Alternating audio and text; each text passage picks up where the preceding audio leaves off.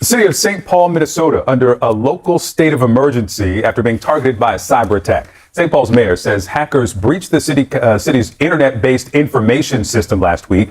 That prompted city services to unplug from the internet.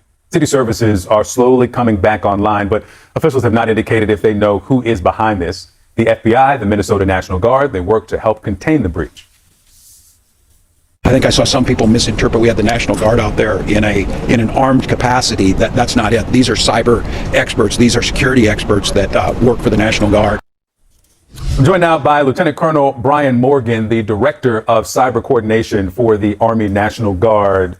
Sir, thank you for being with me. Let's just start with, and I go into this interview knowing there's some things you just can't tell me because of security. There's some things you're not going to answer, but we get as far as we can. Scope and scale. Help us understand the breadth and the severity of the hack.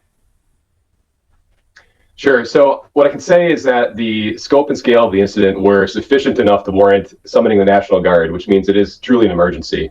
The services that the city relies on largely depend on access to the internet or external entities accessing the city's internet. So when they shut that internet down as a precaution to make sure that the attacker couldn't keep maneuvering within their network, all those services got disconnected.